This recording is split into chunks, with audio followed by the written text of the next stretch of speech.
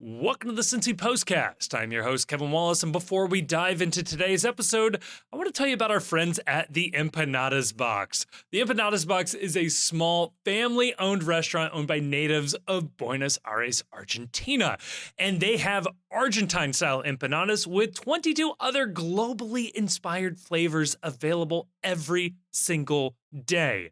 Looking for a suggestion? Well, how about the Oktoberfest empanada with bratwurst from LK sausage? It also has cabbage, carrots, onion, and mustard that is only available in the month of September.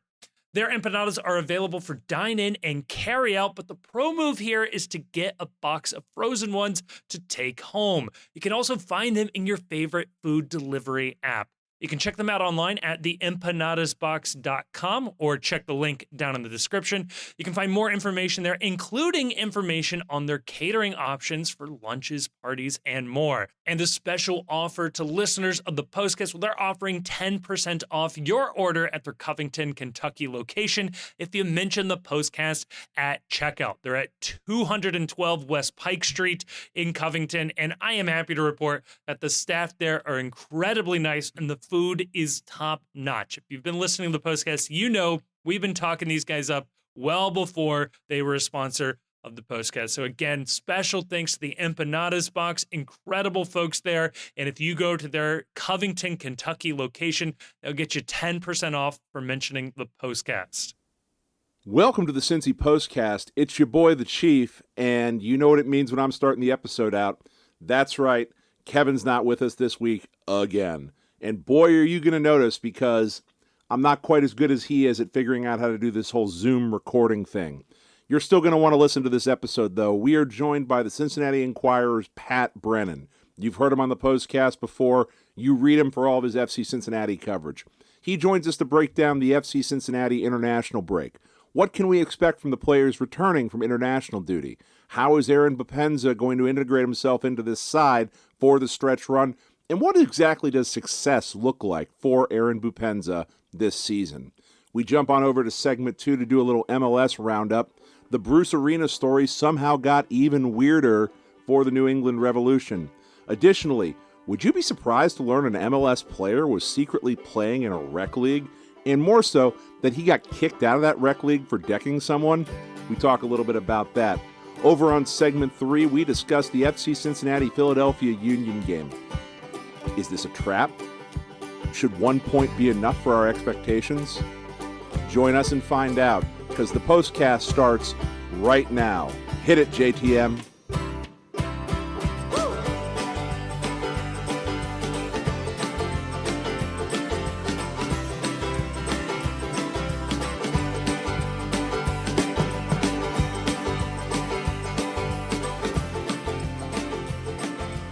Oh, and joining me to talk all that and more. I mean, I can't say joining me. I'm not the actual host of this podcast, can I? That's Kevin. Anyway, joining the show today, we have the one and only Grayson. Grayson, how do you find yourself on this lovely Wednesday evening here in the tri-state as it cools down into what I think is the fake fall season, if I have my tri-state weather report correct in my weather chart? Yeah, we're starting to really get into the sweet spot for me. As somebody who walks to work every day, it's no longer so hot that I have to change before I leave my office. And also, I've really enjoyed the last couple of days with the Oktoberfest traffic making it impossible for everybody to get to my office except for me. Oh, everybody nice. comes in and they say, I got here 8:15, it took me 45 minutes circling around to get in the parking garage. No, I didn't notice anything. No. Seemed fine. And also joining us today, a special guest appearance who I think is now in the Gold Jacket Club of hosting and being a co-host on the Postcast. We have the one and only Pat Brennan from the Cincinnati Enquirer. You read him, you love him, you count on him for all your FC Cincinnati news. Pat, how the hell are you doing tonight? You better love him. No, I'm doing great. It is great. This is also the sweet spot for me weather-wise. I agree with you, though, Chief. This is fake fall. This is maybe first fall here in Cincinnati. Mm-hmm. And, second summer is coming here probably in the next 10 days. And it'll go back and forth like that through basically November. But as someone that stands outside for 40 minutes every day that FC Cincinnati practices, I really appreciate the cool down. So I find that life is best when you're standing outside if it's jeans and a t-shirt weather. If it could be just jeans and a t-shirt weather or jeans and a hoodie weather year round, I would be so much happier on a day-to-day basis than I am having to decide what to wear. Excuse me. And I love summer, but man, that really intense period of Cincinnati summer that we just came out of is pretty miserable, I think. So anyway, I'm not a meteorologist, but I have to ask you then, because Grayson brought it up. You are the expat. You are the transplant here of the group, not the expat. You're the transplant here. Cincinnati Oktoberfest. Your thoughts in general? It's a really good question. I love it. I do. I love it. This is one of my favorite Cincinnati weekends of the year. And for the second year, I'm pretty pissed off that I will miss it on the road covering FC Cincinnati. As an Oktoberfest, I think it could be more than it is. There we go. This is probably more than you asked for. But no. Let's do this. Let's do this. I get like between the appearance of the tents, like tents, not like verb tense, but like the tents that the actual retailers and food sellers are in. It has a little bit of a weird carnival vibe. Then some of the stuff is just completely had no relation to German culture or Cincinnati culture or even beer culture whatsoever. And that also gives it kind of a weird carnival vibe for me. And I also think it has degraded itself. And I get they felt like they had to move it onto 2nd and 3rd Street, but I don't like it down there. It's on 5th Street now. Back on 5th Street this year. Yeah, I had heard that. I had heard that. So I'm fixed that. I'm happy about I'm happy about that. But as a general rule, I love it. And I might like the idea of it more than the execution, but I love it. See, I'm so happy you mentioned the idea that it should be more than it really is, because I think I've mentioned it on the show before. I lived in New Orleans for a couple of years when I was in college, and down there they do a little party that some people you may have heard of called Mardi Gras. And what people don't know about Mardi Gras, if you're not from down there, is that Mardi Gras lasts like carnival season, lasts like 2 or 3 weeks. And it all builds to Fat Tuesday or Mardi Gras. What people don't know about it as well is that by the time you hit Mardi Gras, all the best parts of Mardi Gras are already done. And on Fat Tuesday, they shut the party down at midnight because historically, your Catholic tradition, Mardi Gras kicks off Lent. And so as soon as Lent kicks off on the stroke of midnight, show's over. No more drinking, no more debauchery. All the bars shut down. It's the only time the French Quarter shuts down is on midnight on Fat Tuesday. Everything closes up shop. They clean the streets up. If That's you're still out, fascinating. Yeah. If you're still out there and drunk, you're getting sent to the drunk tank. The real fun of Mardi Gras is Lundi Gras, which is Monday before Fat Tuesday, and the Saturday and the Sunday as well of Mardi Gras weekend. And it's fun because everything runs 24 hours. So bars are open sun up to sundown. You're drinking, you're partying. Your good time is limited only by your stamina, your liver, and your tolerance. I have long been a proponent that Cincinnati Oktoberfest should be much the same way, is that Oktoberfest should kick off on Friday morning, and it should go 24 hours a day, round the clock, from Friday morning to Sunday night at midnight. And then that is the end of Oktoberfest, and the season is over. We can all move on with your lives. Go in peace to love and to serve the Lord. And the goal of this should all be that so in Mardi Gras in New Orleans, the population of the city quintuples for that weekend. Every hotel is booked months in advance. People drive in from the outskirts to come in and then drive drunk home at the end of the night to go and do whatever it is. I don't endorse that. It's just a thing that happens. I'm reporting the news. You don't get mad at me for that. I think that should be the goal for Cincinnati. I think that Cincinnati's Oktoberfest should strive to be the Mardi Gras of the Midwest in the fall, where it is just a party and a vibe for 3 days straight. And if you survive it, take your T-shirt and your mug home and tell everybody to come next year. It's really awesome. Grayson, as a downtown resident, how would you enjoy that? I don't think we can pull it off. Oh, that's a challenge that I'm willing to take. I think that, and maybe New Orleans is accepted, but because New Orleans is culturally distinct from the rest of the United States. I don't think that Americans, and I mean Americans as a group, not individual Americans. Me knocking my mic there is going to get picked up, so sorry, guys. I'll edit it. I won't edit it, but I'm going to say I'm going to edit it. So I think Americans as a group don't do like group kind of sustained drinking all that well. And I think there's a lot of factors to it. I think one is people get excited and they start to accelerate their drunk, right? They start to get higher alcohol content beers, they get shots, they start pounding stuff, and they get too drunk too fast. Two, there's an underlying like menace to every crowd in the United States. I think we're just like kind of a constantly on edge people. And so like extremely drunken crowds, like every NFL game has multiple fights in the stadium. There's not so much the jovial alcoholism that you can find in Germany and in Eastern Europe, where they're drinking like half liters of 4.2% beer all day and just having like a really good time singing songs.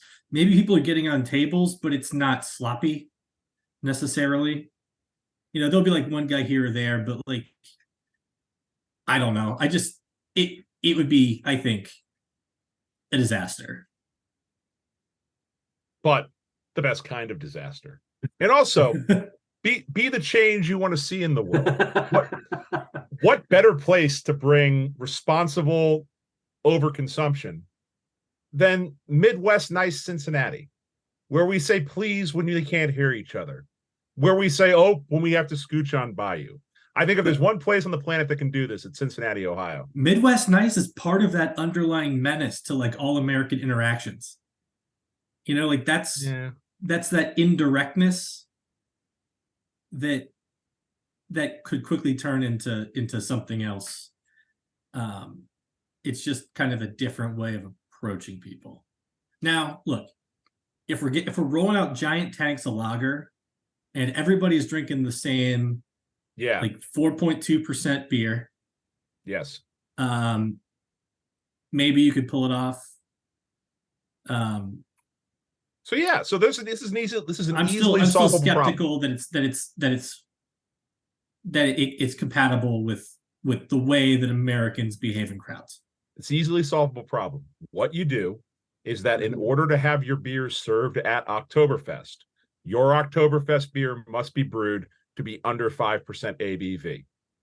So if you want to submit a beer to be sold at Oktoberfest, it's got to be an Oktoberfest, or it's got to be a lager, and it's got to be under 5%. Because if we're going to go all day, we can't be having your double pastry imperial stout at like 15.2% that likes to fight guy starts sucking back, and all of a sudden he's on the table with a little bit of menace to him. We can't be having that. We can't be doing that. It's for everybody's good time that we're going to limit you and we're going to keep you between the double yellows when it comes to ABV. All right. So if we can't do this, can we at least, Pat, what would your take be to this? I think that there should be much like there's an ordinance that the Cincinnati Reds always open the season at home at Great American Ballpark. There should be some sort of a proclamation made by St. Don, first of his name, leader of MLS, that FC Cincinnati should always be home in Cincinnati on Oktoberfest weekend. There should always be a home game. That would be really cool. I think also if like Cincinnati, FC Cincinnati, and they have in the past leaned into the whole Oktoberfest thing. But if they leaned into it like Bayern Munich, that would be cool. Yes. You know, where you see the guy like, I want to see Brandon Vasquez and Matt Miazga in Lederhosen. Yes, You know, absolutely. holding You could even holding giant ceramic tankards of ale. just this is a league that is desperate for anything kitschy and anything organic. There should be a thing where FC Cincinnati is always home on the Saturday of Oktoberfest, and that there's always an edict that the team they're playing travels on Friday, and both teams lead the chicken dance downtown on Friday to kick things off. And then you're forced to have He Who Shall Not Be Named and Inter Miami potentially coming up to Cincinnati, and you're having this guy worth casually a couple $2 billion dancing and doing the chicken dance on stage before a bunch of drunk people from Taylor Mill. I mean, that would be electric. That would be an all-time viral moment. Forget viral; it would just be an all-time cultural moment for the city.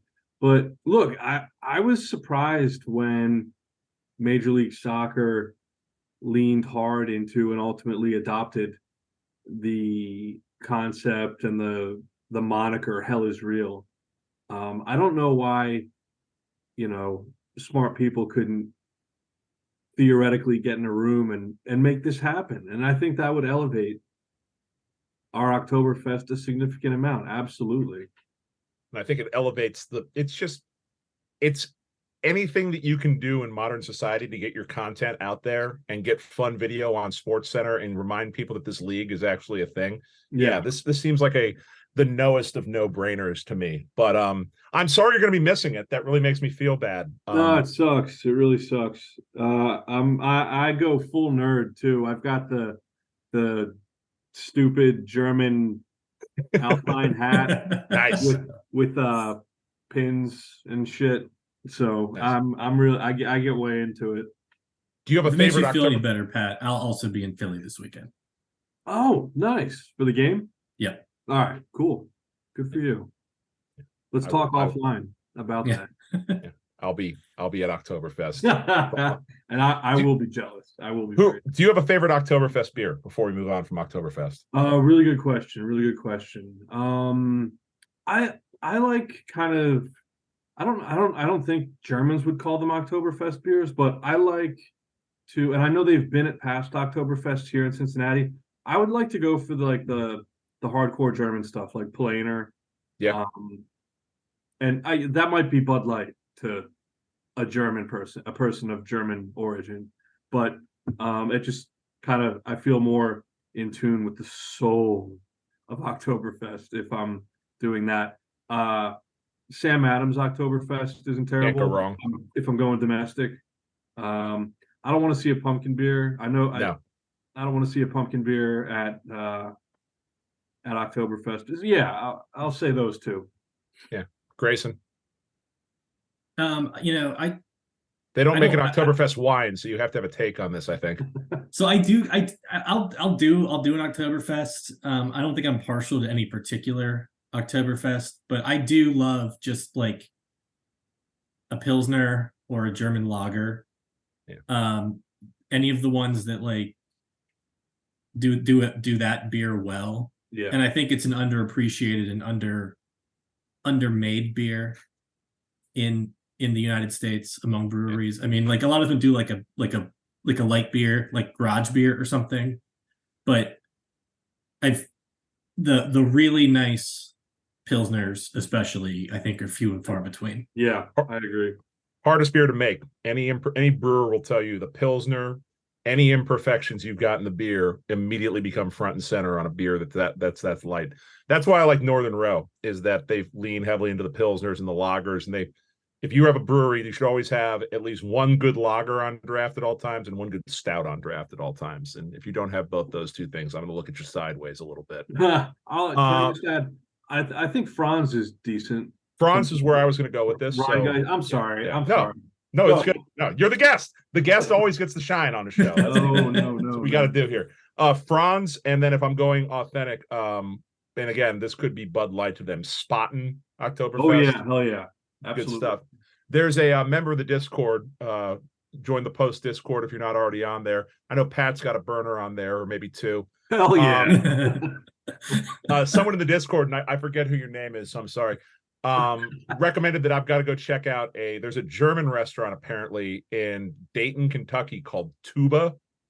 That apparently is an authentic German restaurant that serves not like, Hofbrauhaus food, but that you can actually get real German cooking. And I checked their website out, and this is another place that doesn't sponsor us. So, go do it, whatever. They actually have a full array of actual German beers that I'm very, very excited to go check out. I've somehow convinced the wife to join me in a pilgrimage there. So I'm going to definitely check that out in the next couple of weeks and report back. That sounds solid. I know. I'm so excited. Drinking and heavy German food. That just sounds like a great night out. Anyway, allegedly, this is a soccer podcast. We forget that from time to time. And we do have the beat writer for FC Cincinnati live and contributing. So I thought maybe it would be a good idea to, I don't know, if I can talk a little FC Cincinnati here.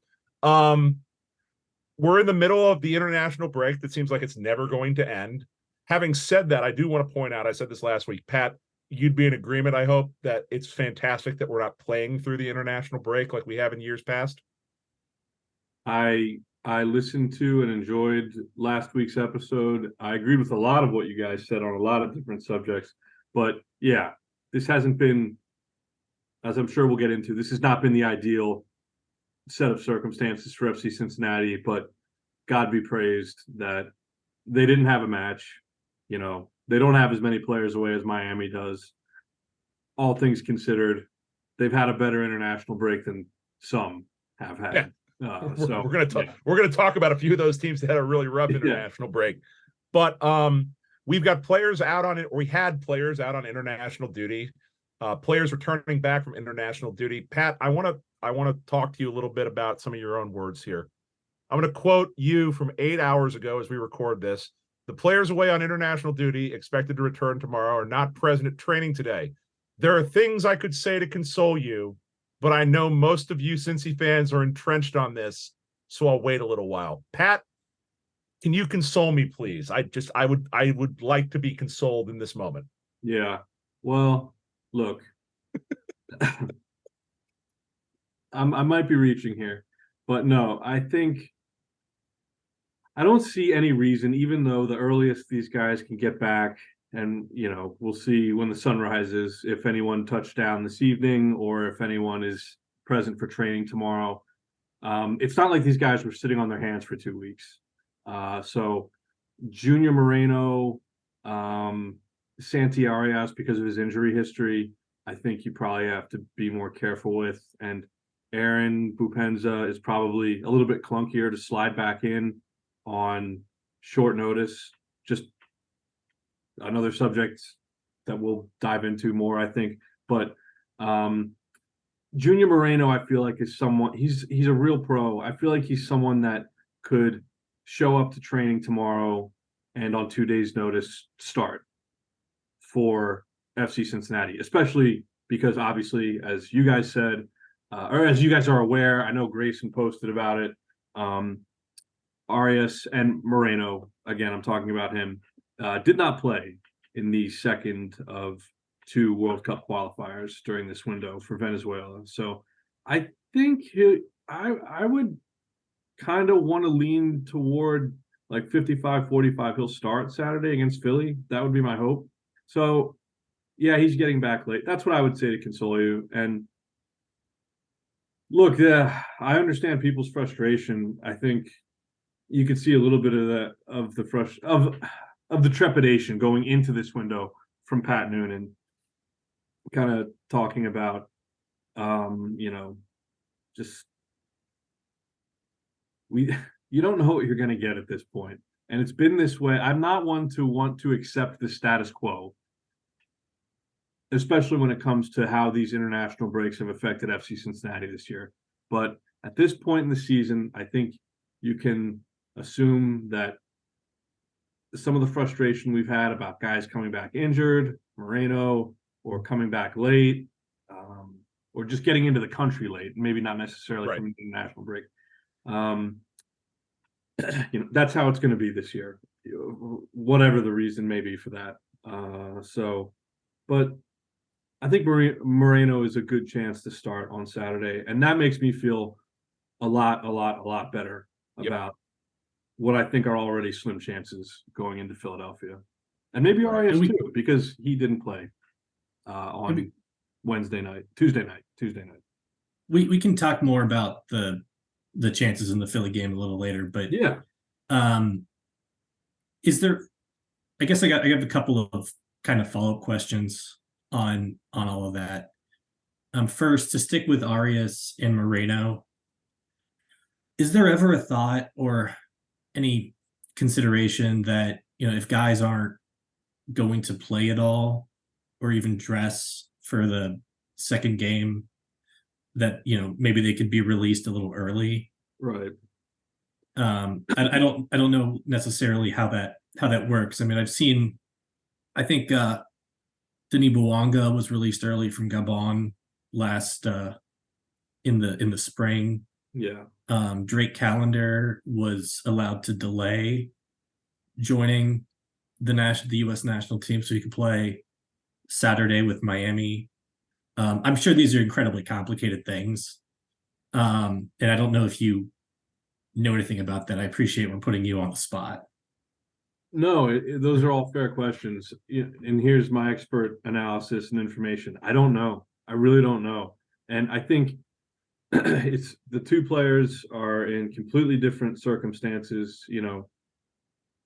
Arias is like a national hero in Colombia, probably part of what would be considered one of their golden generations. I think they've had a couple, but Right. he's a really celebrated player there. I was surprised he got called in, and for him having been called in, I thought surely he was going to get some minutes.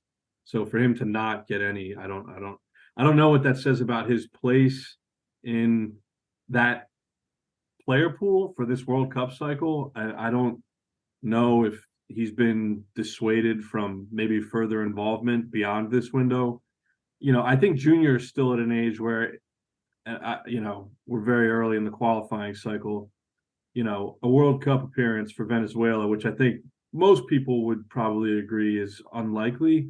But if they were to qualify, that would be the accomplishment of a lifetime for Junior Moreno. I think he would be less inclined to want to rock the boat. That's my thought on Junior. So, whether he goes into a window and the manager says, hey, we don't think you're a great fit for these matches, and for whatever reasons that was deemed to be the case this window, I feel like he's at an age where he still has to make himself available, especially at this point in the cycle. But I don't have a lot of good answers there. I'm really eager to hopefully talk to some of those guys later this week. Probably most likely after the game on Saturday at Philly, because there will be another window before the end of the season where we'll have to think about this stuff again. So, yeah, I mean, I think it varies on the player's situation. If I could, real quick, sure, go ahead. I think it varies on the player's situation relative to where he's at in the pool, what the team is trying to get accomplished in the window. Drake Callender, I would expect that he probably has more flexibility than, say, Matt Turner, just because he's probably on the outside looking in. For an A-team camp that the U.S. men's national team just had, I would think, he probably doesn't figure to, even in a competitive training environment, probably doesn't figure to get any minutes. So yeah, they can probably cut him some slack there within reason. But like I said, I just kind of laid out the case for Moreno, maybe feeling a little bit more obligated to be on deck. And also, I have to say, I don't know that those guys didn't get a head start on coming to Cincinnati. I don't know if anyone at the club is aware of that. That didn't appear to be the case during Wednesday morning session. If anyone was, anyone that I would speak with at training, didn't appear to be aware of them leaving early, getting released early from their commitment. But I don't know that didn't happen either. Or, like I said, hopefully I can get to these guys on Saturday in Philly, and the result is such that it lends itself to an open dialogue about how the politics of this stuff. Yeah, and I think from a fan perspective, I would not expect that type of decision to be on the player. That's more something I would think. That's more a conversation I would think the team would have with the federation. to manage that. Like I would not expect Junior Moreno to be asking to let go from national team camp. I think that's an unfair position. Yeah. To expect a guy like that to be in. Yeah.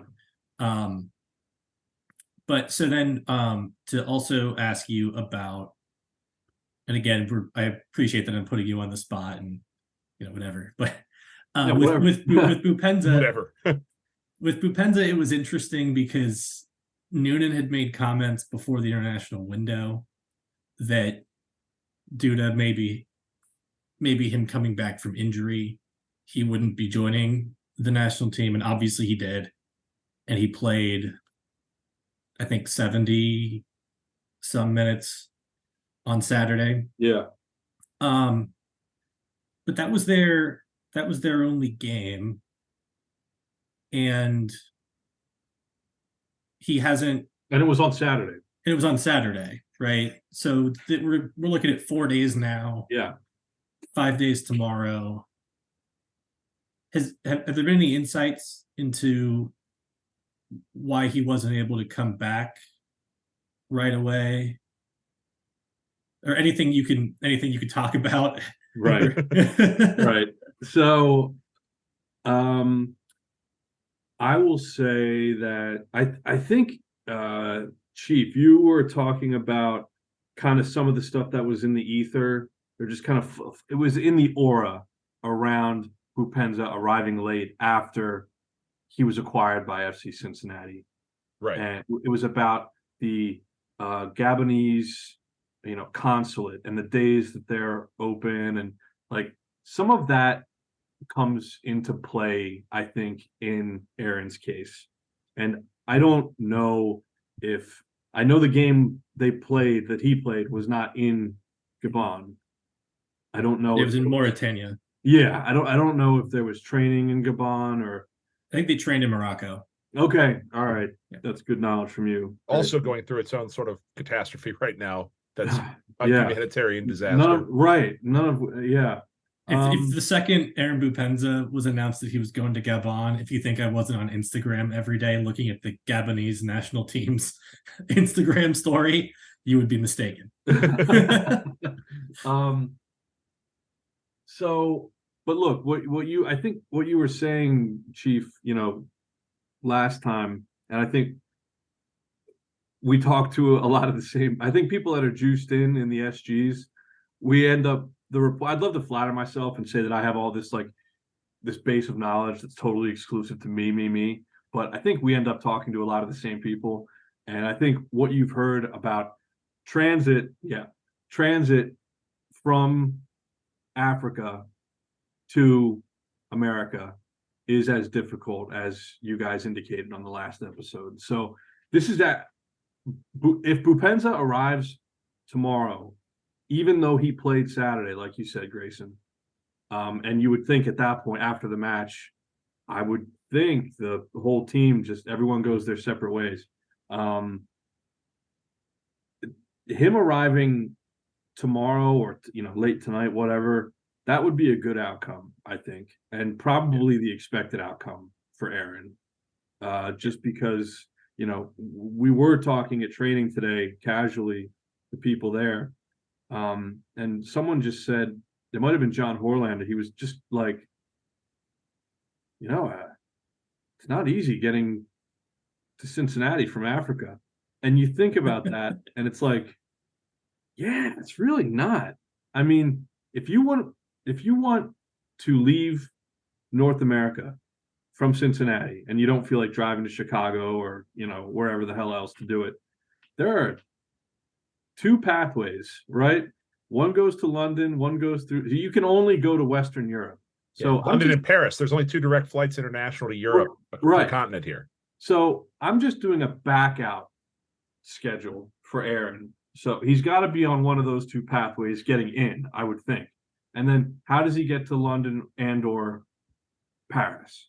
Where's that flight coming from Mauritania? And is there a third leg in there? So I would think probably 3 legs. So I don't know. I don't want to carry water for anyone. I don't want to make excuses. I know this has been incredibly frustrating for fans. The appearance of it, I think, in the absence of clear and concise explanations makes it that much more frustrating. But yeah, I think Boupendza arriving Thursday would be about on schedule. Now, yeah, and then we'll talk more about his situation. Air France does go nonstop to Nouakchott, Mauritania. I'm sorry, say that again. So Air France does have nonstop flights between Paris and Nouakchott, Mauritania. How long is that flight? 5 hours 25 minutes. Really? Yeah, because Mauritania is like northwest ish. I didn't know that. No, No, Africa. I would have flunked this geography test All right. so hard. It's like all right, kind so of that's two. it's kind That's of closer to. all right. Well, that's two reasonable legs, of travel for Aaron to get back here. You see, I the know thing what is, I've like, done Maybe he should have done better. I'm not sure. it's the thing is that, like, you're right. Like, you do end up talking to some of the same people. A lot of this is out there, and then you end up doing your own research a little bit to it. And the part that I kind of got educated on as a result of the Aaron Boupendza thing, and it ties in a little bit to the thing we were talking about last week on the show, of that, like, the international aspect of soccer, you sometimes take for granted that things just don't work the same way elsewhere in the world that they do in these good old United States of America. And Yeah. when I've traveled internationally, it's been a very easy process. I deplane in the UK or Ireland or wherever. I show my American passport. And in many cases, I didn't talk to anyone. I just walked right into the country and no one cared.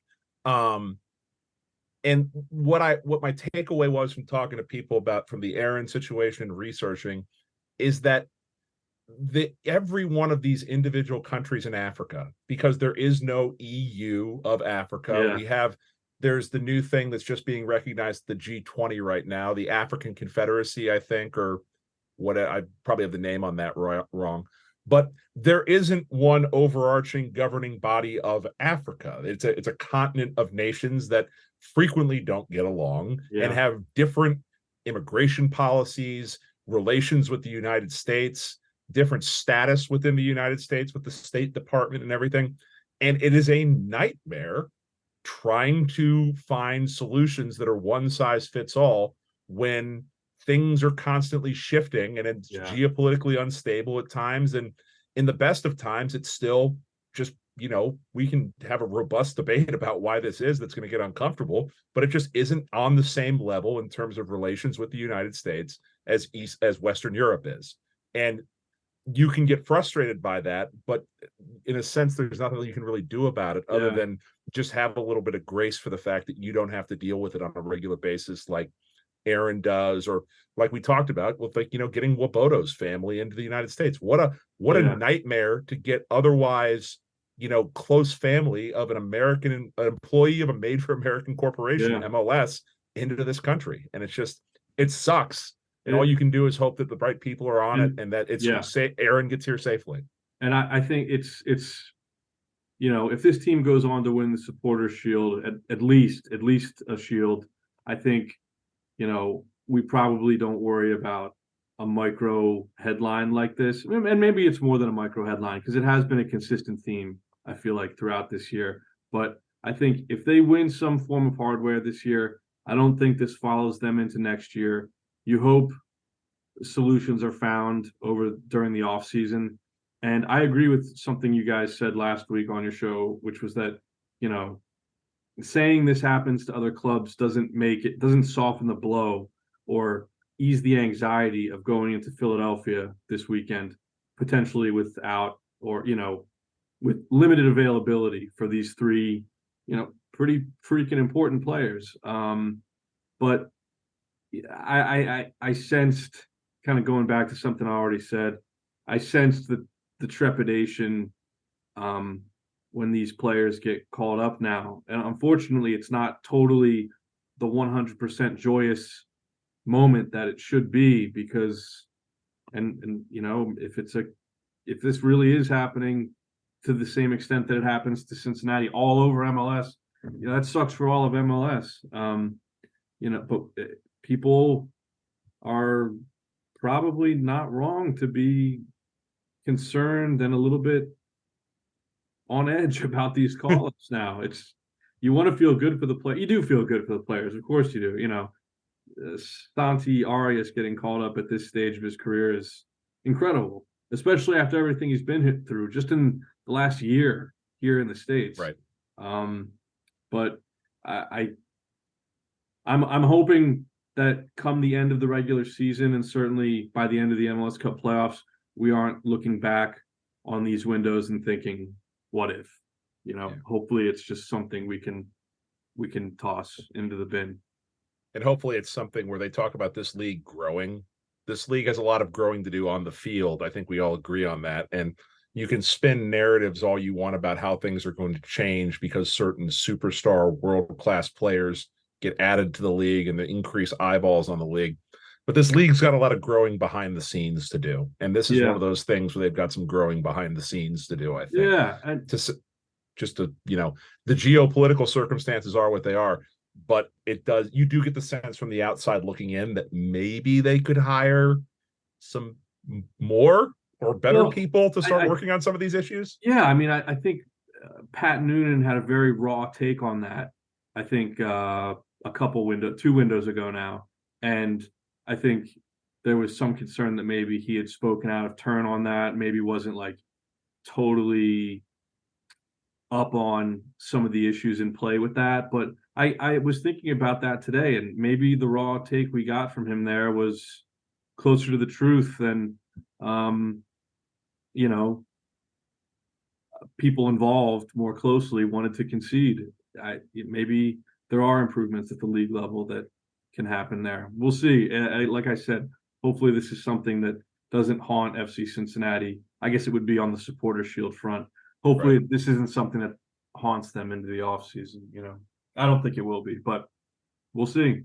Yeah, even if Noonan wasn't, you know, fully informed on what all goes into the process or whatever, I still thought it was a refreshing comment for him to make. Yeah, so did I. And it kind of shows like he also is recognizing the impact on the team from some of the stuff, right? Regardless of what the cause is, acknowledging that it's impacting the team. I think I certainly appreciated. Yeah, if nothing else you can take away from his comments, what you just said. And there's a frustration there for him. And I'm sure he's pretty, I think he's pretty well liked around MLS. So I bet there are other managers, maybe a little bit less outspoken publicly, that probably feel the same way and have this similar frustration. Do you get the sense, Pat, that with a lot of these things, and this is something that I've been thinking about for a while and it just sort of triggered my thought, that do you get the sense that there's too much deference to the league by figures in the league, and that there was always this idea that you have to protect soccer like it's this delicate little flower, that if we criticize MLS, my God, what if this league goes away? We went decades without a professional soccer league. And to a certain extent, is it a sign of the growth of the league that coaches like Pat Noonan are willing occasionally now to throw the league under the bus a little bit and not worry so much that they're hurting the league with things? Yeah, definitely. And also, I think, just taking Pat's comments at face value from back when I'm sorry, I cannot tell you when this interview took place, but it was his match day -2 press conference. So 2 days out from some match, I forget which one it was. And he just to paraphrase for anyone that didn't hear this, he basically suggested that, MLS, I think in terms of like immigration lawyers, should have been, there should be a stronger presence of immigration lawyers that can, or just people that can get this stuff pushed through and get it done. I think just taking that at face value, the expectation that the league could or would be up to that task, I think is a sign of growth. That that's what the expectation is from some of these young, I think it's fair to call Pat Noonan a fairly young manager in the league. that he would expect that, certainly. And yeah, that I don't know that he meant to come out and like crush anyone over what was plaguing FC Cincinnati at that moment. But yeah, the fact that he thinks he can speak freely, and I don't think he was disciplined for that. Couldn't have been. For that certainly not publicly. Yeah, right. Exactly. It didn't come across my inbox or wire in that weekly disco email we all get. Yeah, the fact that he thinks he can speak without fear of retribution from the league, and that his input on that subject could potentially lead to change. Yeah, all of that I think speaks to a growing, really quite healthy MLS, actually. I agree. So we talked a lot about Aaron Boupendza here as sort of like the focal point and the fulcrum of this conversation. Did I offer anything insightful on that? You really did, actually. No, that was good. That was good. That No, was that great. was It was great. That was phenomenal. All right. I was listening. I wasn't interrupting you. That's always a great sign, as Grayson can attest. So moving on to, away from the past, that is the international break, to the future. Aaron Boupendza has been the subject of a lot of talk on this show, a lot of talk out in the FCC universe, as it were. Number one, I'm going to pose this question to you in two parts. Number one, do you think it would have been preferable for Aaron Boupendza to have stayed behind and used this time to integrate into the team a little better? And number two, how much do you really put into the thought out there in the ether that there has been a difficulty integrating Boupendza into this attack with what should be a three-headed monster of Lucho and Vasquez? Yeah. So look, the African Cup of Nations is a huge tournament. Being a part of the qualification process is a big deal. I don't think. And they needed that win. Like, that was a must-win game for Gabon. Yeah. So that's right. You're absolutely right. So given all that, I don't want him to have to think about that stuff. All these guys want to represent their country. Matt Miazga, said what he said at the end of last year about Greg Berhalter, not really because he just wants to publicly flog Greg Berhalter. He wants to play for his national team. All these guys do. So I don't begrudge Aaron that. Yeah, you can't help but wonder what 2 weeks with FC Cincinnati, just strictly training, no match in the middle to break it up, training with what are still relatively new teammates. You wonder what that could have done for the on-field chemistry, because each match seems to produce a multitude of moments where it certainly looks like there is a lack of cohesion. So yeah, my mind does go there. I do wonder what 2 weeks with FC Cincinnati, just working in the lab, what that might have done for Aaron.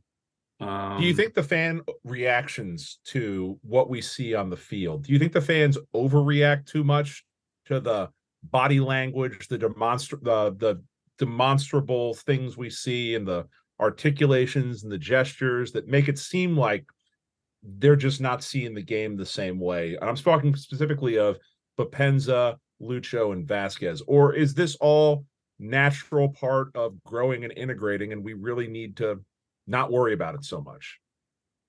I think that's definitely in keeping with the personalities of those three players you just mentioned. I mean, take Acosta by himself, very demonstrative, let's not say demonstrative, let's say expressive. Loves a gesture.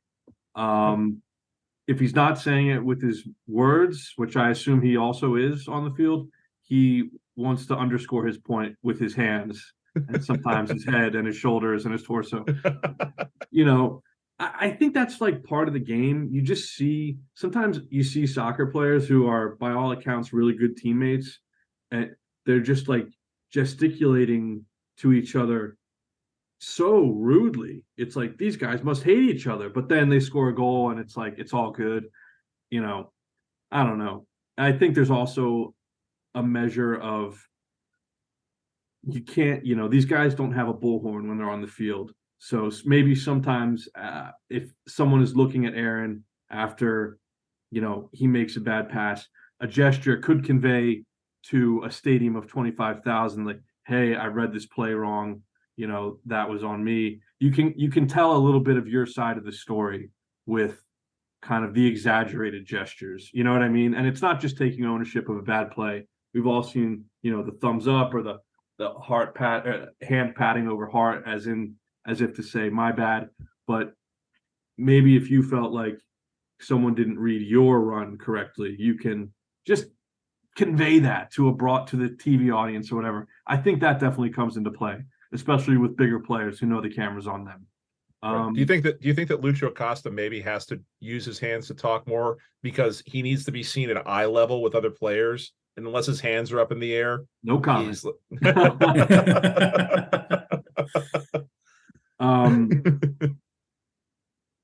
Yeah, look, I think there's evidence to suggest, in spite of all the backtracking I just did there, I think there is evidence to suggest that they're not totally, they're not. I think they would probably say there's room for growth there. That's probably the nice way to say it. I also think, I agree with what you guys have talked about on previous episodes. Like, it's not about, if you want Aaron to have the intended impact, it's got to happen like soon. And I think scoring on his debut was a great start. I think you cannot devalue the short range header against NYCFC, which really helped this team come out of its shell at an incredibly fragile moment. I think that goal, even though it was a simple tap in, essentially, like, that was worth a multitude of goals in terms of what it did for helping FC Cincinnati break out of the fragile state of mind post Open Cup semifinal calamity. You know what I mean? So I think he is doing more of a job than he probably gets credit for, especially based on that NYCFC goal. But how close do you think it was to going off the rails in that NYCFC game for this club? Close. Hell yeah. Absolutely. If they didn't come, I mean, look, someone in the team might hear me say that, and they will listen, and they might hear me say that and think, well, that's ridiculous. We controlled the NYCFC match from start to finish. And that's true. But if they didn't come out with that mentality and get some of the early juice from Boupendza with the finish, again, simple tap in, but someone needed to tap it in. He did. Brett Halsey, the juice he brought early in that match, if those igniters aren't firing, you get to the 20th minute of that match and they look up and it's still scoreless. I don't know, man. I mean, Nick Hagglund talked after that game about how fragile that moment was, and I won't go too deep. I won't go off the rails I don't want to get sidetracked too much here in making this point, but again, I'll just say Aaron deserves that much more credit for that goal and what it did to kind of help the team break out. I think it was, I think the season could have nosedived that night. And they responded the right way, but absolutely. It was by Nick Hagglund's own admission, it was fragile the day after the Miami match. And based on my interpretation of what he said after the NYCFC game, and we were talking to him because he also scored that night, it was fragile going into the game too. So I guess to sort of put a bow on this portion of things, Aaron Boupendza, let's hope that he's back by the time most people are listening to this tomorrow. Yeah. Let's hope that he is fit to start on Saturday, or at least play significant minutes on Saturday. Going forward this season, what should success be defined as for Aaron Boupendza vis-a-vis FC Cincinnati and the season they're having? What does a successful goal or successful season look like for Boupendza? Yeah, it's kind of like Dog's going crazy over here. Kind of like, Sergio Santos had some rewards kick in if FC Cincinnati reached its big picture goal last year, which was make the playoffs. I think, and to that end, Sergio's contributions during the tail end of the season last year would be considered a success. I think if FC Cincinnati reaches its end goal, Aaron's time here will, by default, have been somewhat successful. Now, I think he has to contribute in a material way to that, obviously. Right. To quantify it now, I would really be pulling counting stats kind of out of nowhere. But, I think, look, match-winning performances, match-winning goals, assists. I don't care. These guys can gesticulate and curse each other up and down the field if they need to. But if he scores 2 more goals that directly result in 6 points for them, in matches maybe they otherwise would have tied, or draws where they otherwise might have lost. If he is helping, if he is directly contributing to helping them earn points, and this has been a success. And Chris Albright, I think, will rightfully get credit for bringing him in. I think it's tough because you do have to onboard this guy, and that does take time. But like you guys said last week, there's an expectation that he would acclimate more quickly because he's a DP and because he was brought in with the stated purpose of helping FC Cincinnati win a trophy now. Right. So anything short of success now will have been, this will have been a little bit of an underwhelming experiment in FC Cincinnati's short history in MLS. I would only add that from my point of view, even if he doesn't meet expectations the rest of this year, whatever those expectations might be for anybody, as long as he's on the team, it can always turn around, right? So like take a scenario where he doesn't quite get there this year. They get the Shield, they lose in the playoffs. Okay. If he comes back next year and he has a great season and they win a couple of trophies next year, right? At the end of next season, your evaluation of him has changed versus the end of this season, right? Yep. And so I think just when we're talking about what success, has it worked, we're always talking about up until this moment. Yeah. And as time moves on, your sentiments on this can change. It's so tough with soccer because other sports you can look at, there's so many more counting stats you can look at to determine what his contributions look like. You can base hits, RBIs, home runs, rushing touchdowns, receptions, tackles, sacks. Soccer, for lack of, it's part of what makes this game beautiful and frustrating and fun, is it's a binary thing. Are you winning or are you losing? Yeah. And what's funny about that is sometimes you tie, so it's not even really a binary thing. But it's reductionist to say, but I really do think the threshold question with Aaron is the team winning. And the season will be successful and Aaron will be successful if the season is successful. And if they're hoisting a cup, the Supporter Shield at the end of this year, and Aaron didn't score a lot of goals, he was still a starter on a team that won a Shield. Yeah. And, it's hard even to say that, there was one of the goals they scored against Atlanta. They score it because Boupendza is making a run that draws people off Brandon Vasquez, and Vasquez has a wide open look. And that doesn't show up in a stat sheet. It just doesn't. Yeah. But at the end of the day, that goal happens and that comeback happens. And that's a road victory, 3 points on the road in part because Aaron Boupendza does something smart that you have to watch back and see that you're not going to see in a box sheet. And you know what? Just if I could build off that, Chief, he is the best option at that position right now to play alongside Brandon Vasquez. I mean, just, regardless of, preferred foot and which side of the formation they like to play on, like, there's no one else I would rather have up there with Brandon right now. Sergio Santos did a really important job earlier in the year when they had to kind of piece wins together, piece the attack together in the absence of Brenner.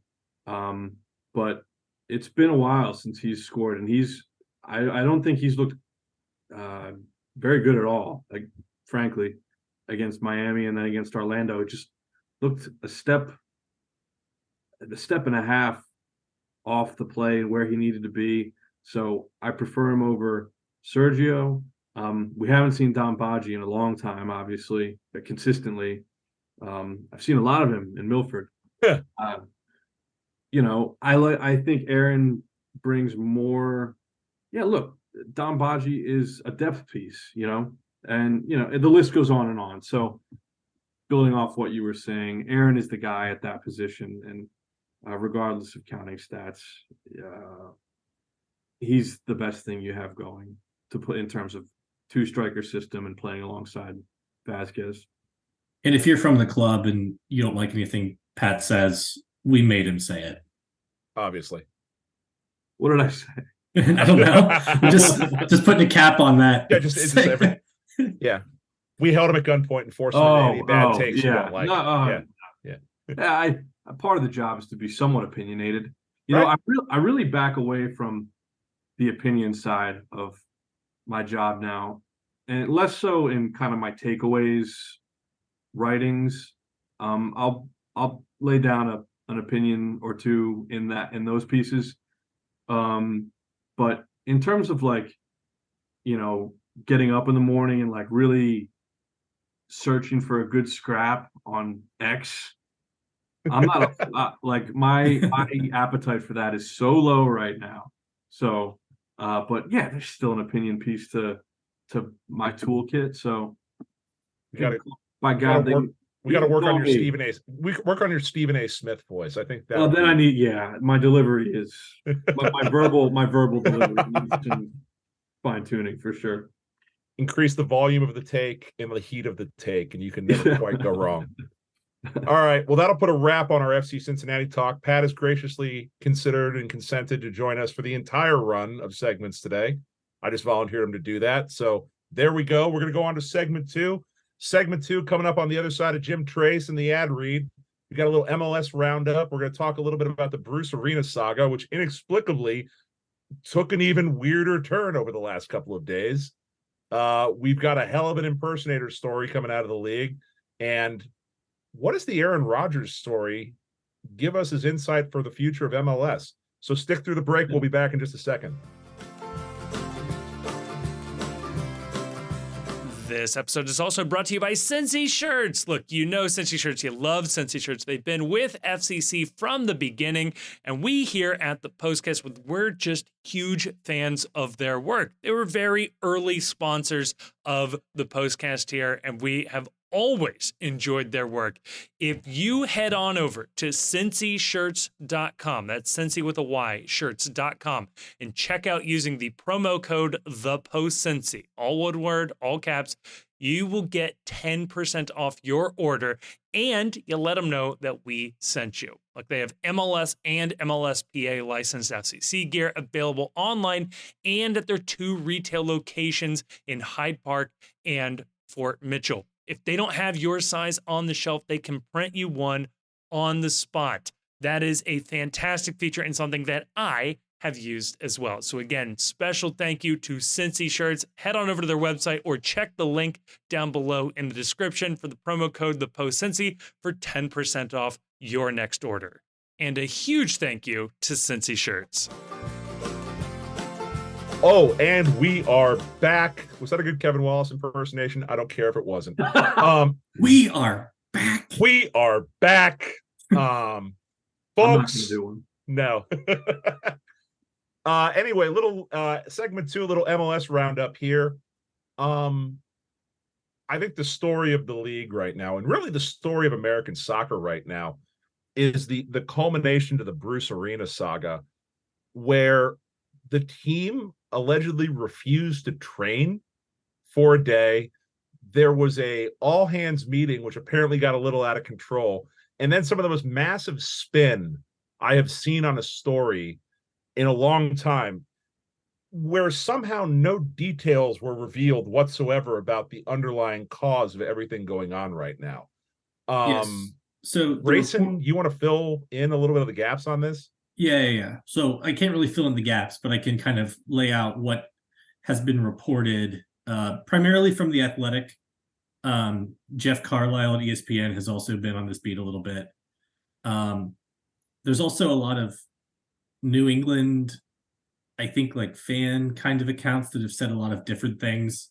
I'm not. Don't ever listen to fan accounts. That's rule number one in life. I'm gonna steer clear of stuff that I saw from them, except for maybe one thing that I found incredibly bonkers and don't believe for a second. Let's signal boost that definitely then. So as everyone, well, if you've been following, you know that Richie Williams, Bruce Arena's longtime top assistant, has been the interim coach.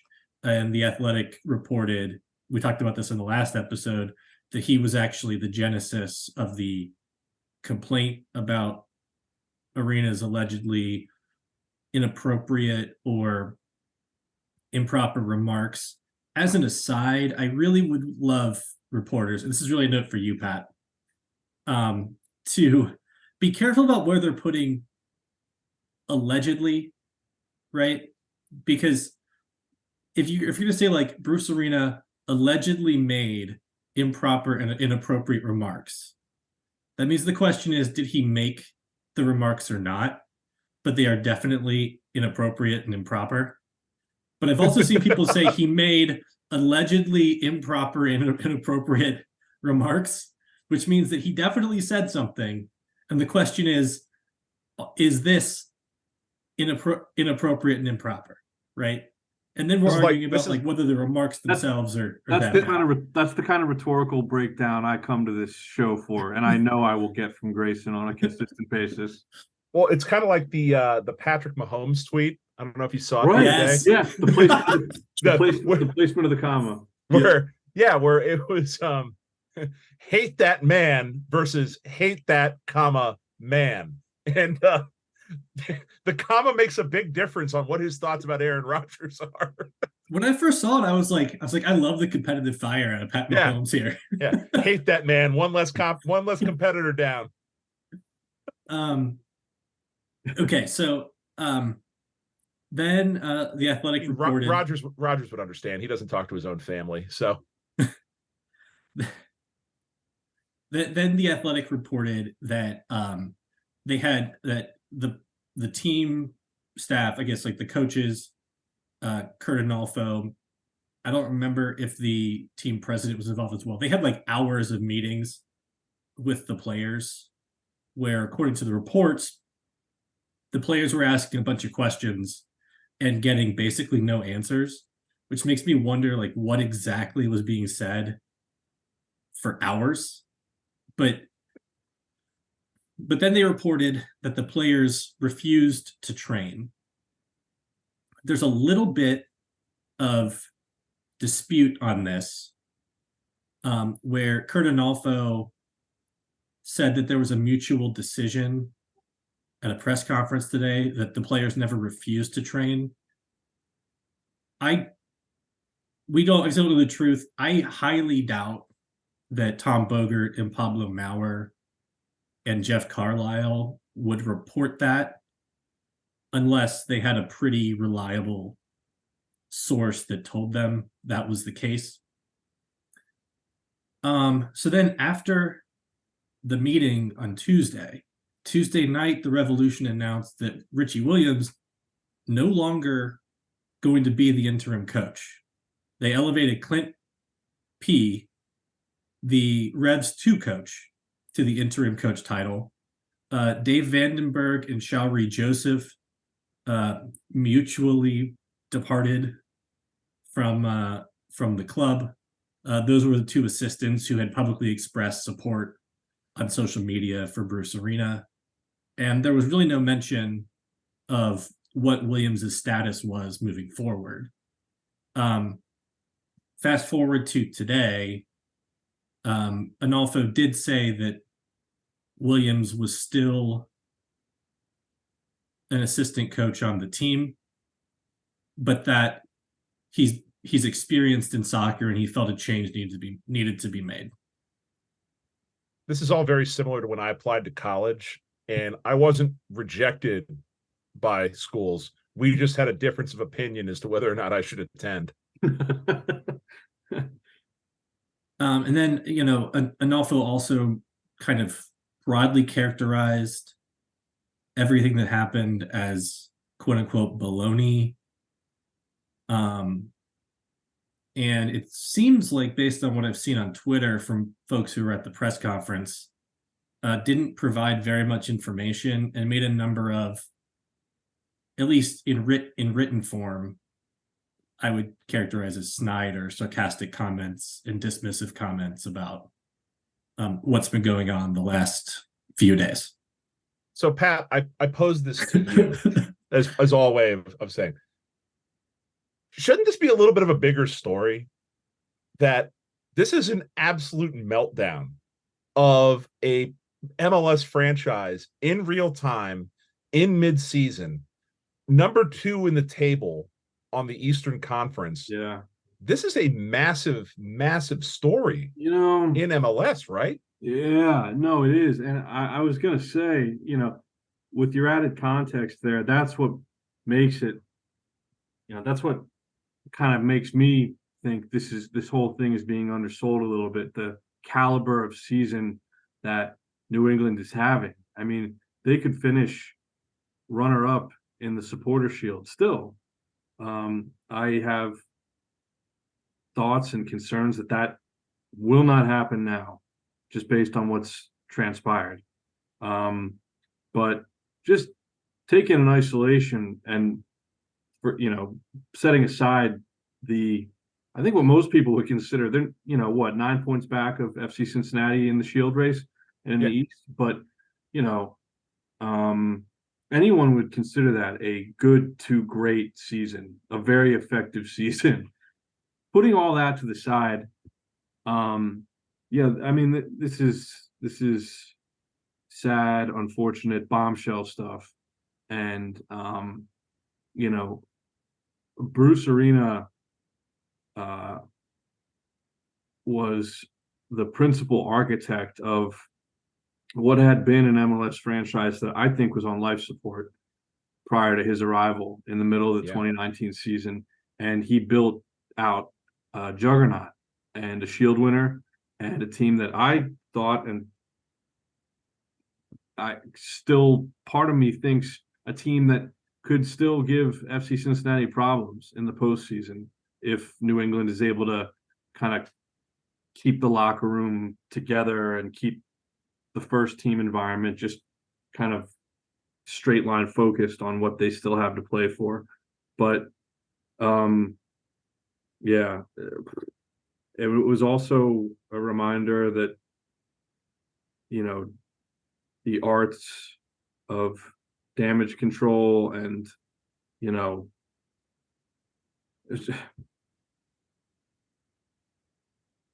New England had a rough week. I think that's that's the nice understatement of the century.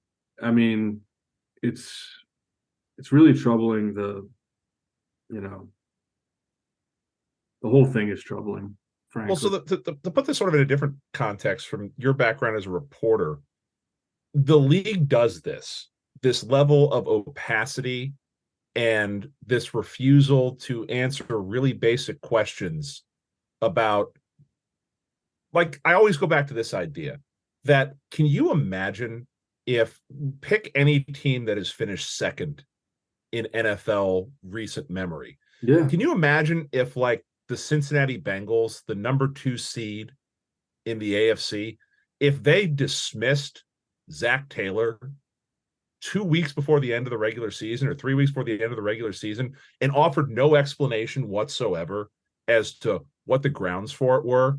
Or if, like, right before the NBA playoffs started, if, like, the Denver Nuggets fired their head coach and it was like, why'd you do that? An investigation partially confirmed some allegations that wrongdoing happened. Why is this league so horrendously opaque with the people that cover it, with the fans that support it, and just with everything in general for what should be big stories? Yeah. I don't know. Because I'm a believer, and this is coming from a journalist who obviously wants to get all the details all the time, and organizations with, public, effective public relations staff just feel differently about that. But I'm a believer in the truth will set you free. And I think New England could be moving past this already rather than wallowing in it had they been even just a little bit more forthcoming. Yeah, some people would have still been asking for more details and trying to get to the absolute very bottom of it, which I would think is still likely to happen in the end anyway. Very infrequent are the instances when major situations like this arise and the truth ultimately does not come out, or some form of the truth. I think I feel like you move past it quicker. Maybe there's a period where the heat is a little bit more intense. If you own up to some of the things and bring to light some of the facts of the situation that otherwise might have been obscured from view. But I really believe the truth would set them free, to borrow a lame cliche. It's been really tough to figure out, because I feel like it's a story that I've just been very interested in. Yeah. For, I think, very obvious reasons. And it's been tough to talk about because we really have no information about what was done. And I don't want to speculate. Yeah. You see me reaching about what for the right words here. You see me reaching for the right words here. I don't want to misstep. I've seen tweets today that were highly suggestive of reasons why no substantive details have come out. And that makes me, tentative about saying, well, they should be volunteering some of this stuff. I just don't know. There's so much unknown about this situation. And I'm sorry I cut you off. No. I think I'm on the same page with you there. But all I'm left with is maybe the situation is of a kind that there wasn't going to be a clean process, right? But given the events of this past week, it certainly doesn't feel like it was handled, the ideal way. And I do want to throw in, just as an aside, we did speculate on Monday's episode that Kaylin Kyle might have been shoved in the closet for her unfortunate descriptions of these types of comments as Grayson freezes on the Zoom.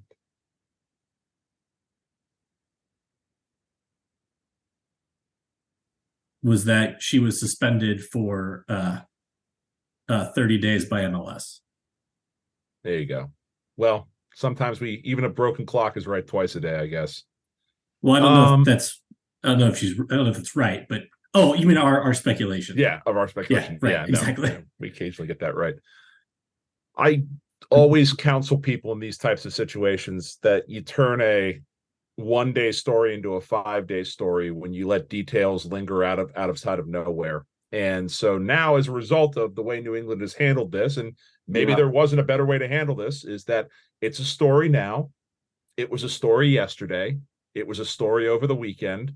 And inevitably, when details leak out about who reported what and what was said and what was not said, it'll be a story again. Yeah. When you could have just gotten all the details out, you could have ripped the Band-Aid off. And you, instead of having a month-long bad story, you have a 1 or 2 day bad story. I think that's all I meant by the truth will set you free. Yeah. You're not going to feel good about this, but you can wash your hands of it more quickly, I think, if you're more forthcoming by your nature. And I also, I think it's important to acknowledge, and FC Cincinnati fans might appreciate this. This hits a lot closer to home than some people might realize. Obviously, Bruce's son, Kenny, is on the FC Cincinnati coaching staff. But I was struck today out at Milford watching the team train. There was a portion of the training session where Kenny was in charge, more or less.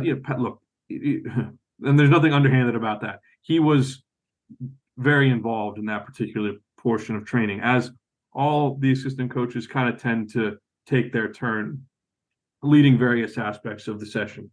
Again, nothing underhanded there.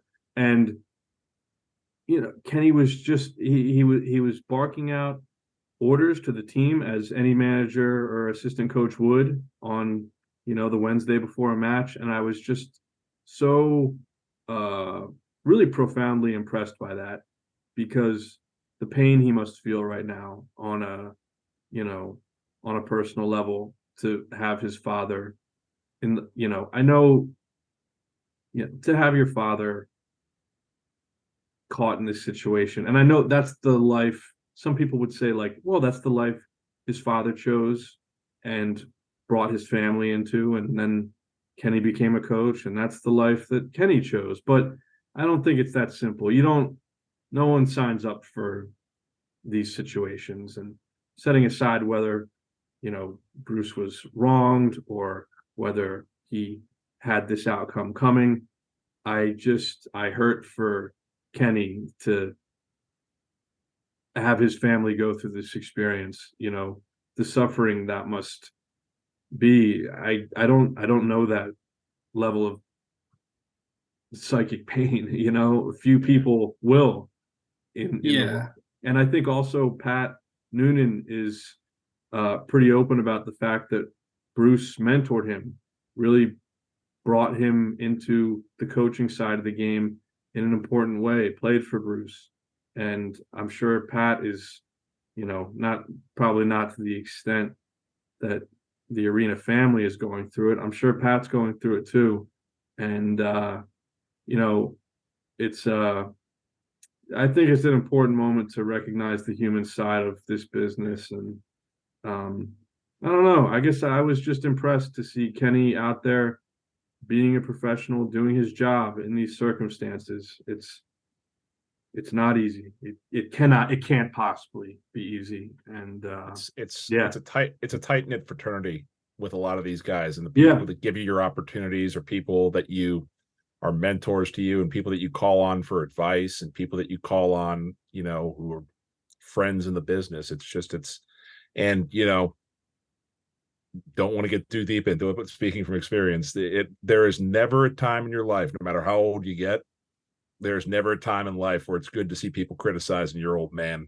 For any reason. It's tough to read.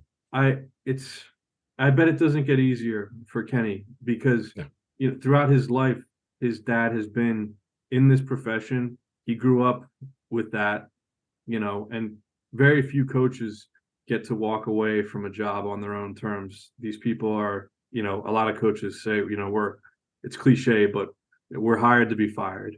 And in many cases, that is true. Some of the exits are more graceful than others, but I just have to think that that's a hard life to,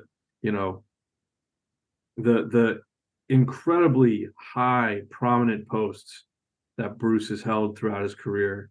And, to ride that roller coaster as a family member, as a son looking up to your father. I have a lot of admiration for Kenny, just being physically present at training this week and last week, and for however long this has been going on, publicly and privately. The pain must be intense, and to not only be present, but to be a contributing member of these FC Cincinnati training sessions this week and last. I think there's a shout out there and some acknowledgement that FC Cincinnati fans, just on a human level for myself, it's That's the kind of dedicated professional I think you would want in any organization. So No, I couldn't agree more. Yeah, it sucks. And keeping your professionalism when everything is a maelstrom around you yeah, and your family I don't is know how you do it. no, that's God, hats off, honestly. I don't mean to bring the mood down. I just feel No, it's a hell of a point. It is. And it's like we've kind of danced around it a little bit because, I like Kenny a lot. And I think that he's an asset to the organization. And I just, I don't know if he listens. He was gracious enough to join us on the show. I hope to God he doesn't listen. I hope he's finding better things to do with his time than listen to us yammer on. But our thoughts are with him and his family because to a much, much lesser extent, I've been there a few times. On a lighter note, to sort of bring the mood differently, Grayson, you flagged this earlier when we were doing our show prep 5 minutes before we started. Apparently, CF Montreal had a player that had assumed a fake identity and was playing in, I guess, the equivalent of a men's league, where he was suspended and banned from the league for punching another player in the face. I bring this up because I love this story, and I want to ask you, Pat, if you had to guess which player on FC Cincinnati is currently running in the men's leagues locally, I need two answers right here. Number one, who do you think is the most likely to do it? And number two, of the people that you think might be on this list, who's the most likely to get a match ban in a men's league for slugging somebody? Wow. Well, I'll tell you don't have to answer the second part of that question. I'll tell you, you'd be surprised, man. It may or may not have happened at a long ago moment in FC Cincinnati's history. There may have been men's league situations. I'll tell you right now, I've seen. I'm going into dangerous. Not during the MLS years. Let me just say that. Not in 2019, I saw. I'm not going to say who. I saw a active FC Cincinnati player playing in a men's league during the MLS season. Not going to say who, but. Wow. I was playing on the field afterwards. So this is an eyewitness. Yikes. It was late in the year, and I'm not going to say more than that. It was late in the year. Well, then he really wasn't risking anything of the season if it was late in the year in 2019. What were they going to do? Fall out of last place? Speaking of that, sorry to backtrack, but you were talking, Pat, about the state of the revolution when Bruce took over. I remember in 2019, before he took over, they were demonstrably worse than us. Oh yeah, hell yeah! They were a worse team. It was the perfect contrast. Yeah. It was the perfect contrast. 5 games into the season, FC Cincinnati goes up to bitterly cold, sub-freezing Gillette, really beats Brad Friedel's Revolution. I think the score was 2-0 or 2. It was 2-0. Okay, 2-0 or 2-1. Well, it was 2-0. I'm pretty sure. It felt like, it really felt Kenny Safe, I think, scored a goal in that game. So Kakuta Mane, wow. Let's go. They controlled that game, and that was 2 in a row for FC Cincinnati. And you thought, whoa, we could be on to something here, because it was results in 3 straight. All of a sudden, they were up in second or third place, and there was an international break. And I was dancing on so many graves. I was quote tweeting people saying, "Who's going to score the goals for this team?" Yep. I'm like, "Don't worry about it, baby. All gas, no brakes." Yep. And then Kenny Safe was the signing of the century, and then Anyway, by July, Bruce Arena was in charge for I think a healthy piece of the season, and they came to Nippert and they put it on FC Cincinnati. I mean, the turnaround and the culture reset obviously took a while to get to where they eventually set and still hold the single season points record in MLS, but and, winning a Shield and all that. But Bruce just got that thing firing in the right direction so quickly. And I must I cut you off again, Grayson. No. I still want to know. I still want to know. Anyway, Matko Miljevic story. Who on FC Cincinnati's who would you have pegged right now to be a secret member of a men's league? So let me just preface. I'm going to answer this question in jest.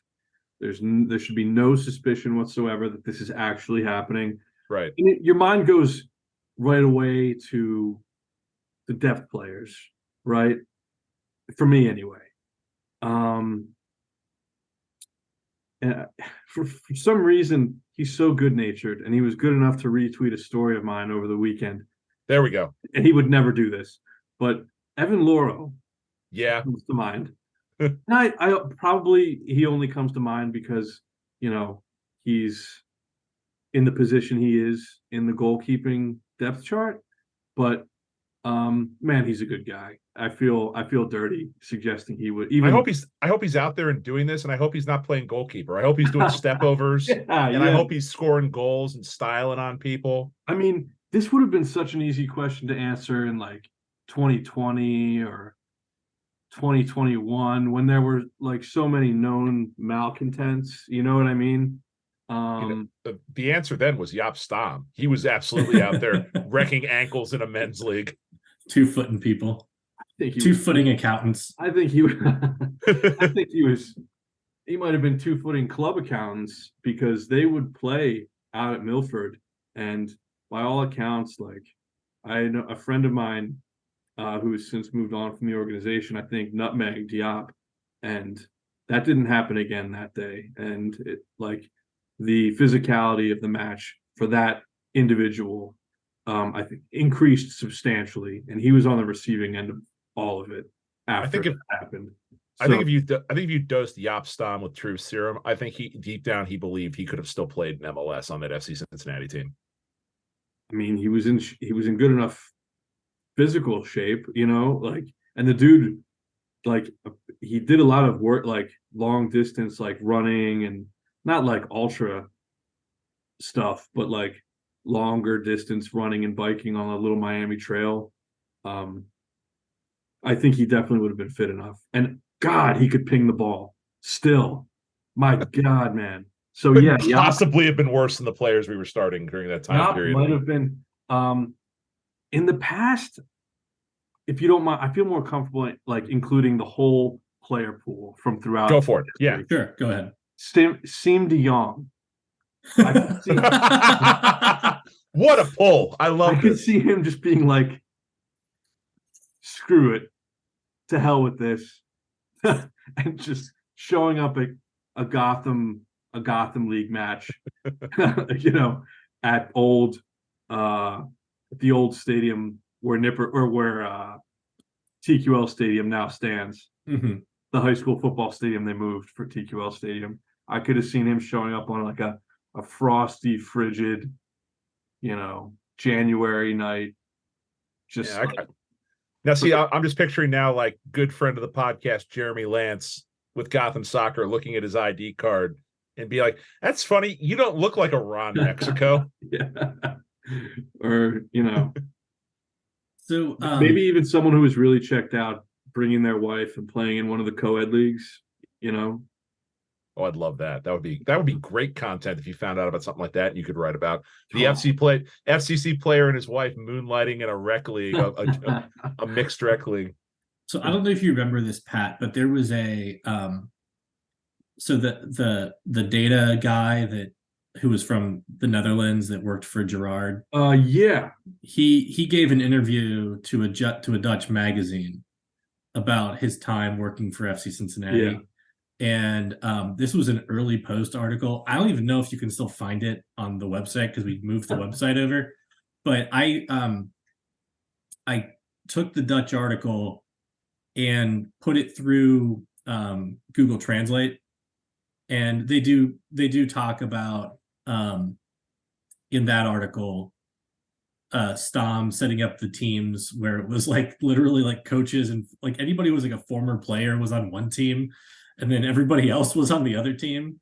And he was talking about like how hard they went in on their tackles against the staff. And I'm like, this is the way he's describing it, it sounds like psycho behavior.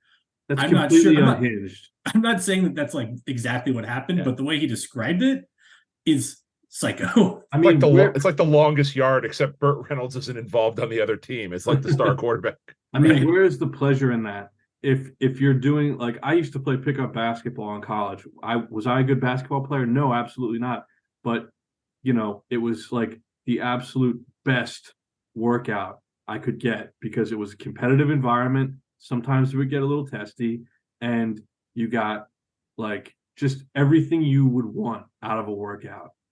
And I would think that would be the main priority in these Milford pickup game scenarios. So if I were Yop, I would forget taking his perspective. I think he would want to align himself on a team full of the accountants, the communications people, and then challenge himself to beat a team full of assistants and like real players. But on the other hand, I mean, sometimes it's just fun to turn the difficulty level down on Madden and win 115-0. Sometimes you just need to win one. And there wasn't a lot of winning for Yop going on otherwise. Maybe he just needed, I need to feel good driving home one day about winning something. Sometimes Cardell Jones just has to play against the cancer kid. And then clarify later that he actually scored 3 more touchdowns after the picture was taken. Yeah. So Pat, I used to play pickup at the Arc. I don't know if it's still there. Oh, absolutely. I don't know if it's still standing either, but I used to play there. And yeah, I mean, it was fun because there were better players and worse players, but by and large, it was like a competitive atmosphere and you're just running up and down the court. Yep. There was one day late in the year when a couple of players from the team who had just declared for the draft, so we're not coming back, brought their friends and just jumped in. That was not fun. Yeah. Every now and then you could find yourself in a really bad situation where like even like guys from like back end guys, walk-ons from the football team who still had, they had recognition walking around and they're insanely athletic. So, they're dunking all over the place. You can find yourself quickly in a bad spot where like a team needs a player and you're like, oh yeah, I'll run. And then you're just like on a court, a full-size regulation NBA size court with people whose athleticism is in like the upper half percentile of human beings on the face of the earth. And you're just getting torched and demoralized and it's miserable.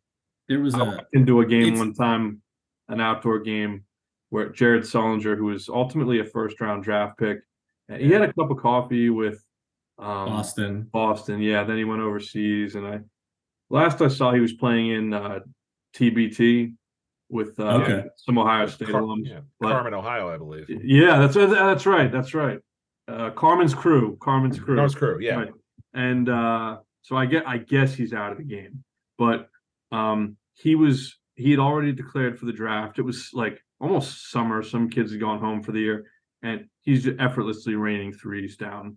And it was there's no fun in that. Yeah. No, I played pickup basketball a while ago with a man, just incredibly yoked. Introduced himself as Kurt. You mind if I join this game? It was Curtis Bostic, former UC legend, who even 20 years out of school just made a mockery of the pickup game at the Beachmont Racket Club. Not great for you, boy. Those guys just never lose it all. Nope. They never lose it all the way. Never lose it all the way. And the fun thing is you age into old man game. And when you're at that level, you aging into old man game just means that at any point during the game, you can absolutely truck someone backing down for a shot on the low block or make a 3-pointer on command. It's it's hard. It's at a different speed, and dear God, One of my favorite stories ever was there was this thread that was going on Reddit or Twitter or something where tell your story where you playing a high school sport or whatever, you came into contact with someone that later went to the NBA or went to the NFL or what that was like. And the entire thing was just people talking about, I was on the field with Joey Porter when he was in high school. I caught a pass and I was hit so hard, I thought I couldn't walk laying on the ground. Or that, I was on the field when Chris Johnson, running back for the Tennessee Titans, he played against our high school. He scored 11 touchdowns and ran for 700 yards in a single game. I don't think anyone touched him the entire time. And it's just like, it's reading stories and it's almost like encounters with space aliens. Like what happened in this moment right here, where you realize like, you know what, these people are barely the same species as me. Yeah. Like I'm a genetic disaster compared to what's going on there. My story with that would be, I transferred to Ohio State from a Division III school where I played soccer. And it was like a respectable Division III program. I'm comfortable saying I was not a contributing member of the team, but I was on the team. But you were a participant, and that's the important part. We were a respectable program in a league of better respected programs. And there was a kid on a team that would, regularly win national championships, Division III level, Kai Kasagurian. He was ultimately drafted, pretty impressive actually. He was drafted by the Chicago Fire in the Super Draft out of Division III. That's probably pretty hard to do. And my close encounter was watching him warm up because I was not good enough to even get on the field that night. That's as close as I got to an elite athlete during my own modest playing career. Kai Kasagurian, Wikipedia tells me, had 31 appearances for one of your favorite places, a place near and dear to your heart, Pat. The City Islanders. Yeah, the City Islanders. That's right. Yeah, one of the esteemed locations you found yourself locked into on occasion. What a place! What a place. Hit this last bit quickly, just because I found it interesting, and it's a little bit of non-soccer content that we're also famous for here. Thoughts and prayers, T's and P's to Aaron Rodgers, who ruptured an Achilles in the most Jets way possible. Which you as a Philly sports fan, you have to appreciate just the bitter irony of a New York team failing like this. 4 plays into the season, which my favorite thing I saw online was he made it 3 plays longer than Abraham Lincoln, which is just... Oh, don't be shocked it happened 200 years ago. No, that's not what I'm shocked about. That's an okay joke. But I can't believe you didn't mention this about Kai Kasagurian on his Wikipedia page. After his illustrious... Because this is very postcast. This is relevant. Yeah. After his illustrious soccer career, Kai had star turns in local community theater productions, largely at SALT Performing Arts. Most notably, Kai received critical acclaim for his portrayal of Henry Jekyll and Edward Hyde in Frank Wildhorn's hit gothic musical thriller, Jekyll and Hyde. Never knew him to be a thespian. Yeah. Never knew him. That's unsourced on Wikipedia. It's unsourced. Yeah, he definitely wrote this. There's no doubt he edited his own Wikipedia page here. God damn it! I need something in there beyond just being a soccer player. I'm a human being. God That's damn incredible. It. Yeah, right. No, it's true. He did play Jekyll and Hyde. There's an article from May 10th, 2023. Pat, I'm gonna post this link in the chat because there's a picture of him as both Jekyll and Hyde. I mean, Pat Brennan, this is your life. Yeah, really. This could have been you if you'd been better at soccer. Wow, incredible, incredible. And the dateline on this story not too far away from where the escaped murderer in the suburbs of Philadelphia was finally apprehended this day, September 13th, 2023.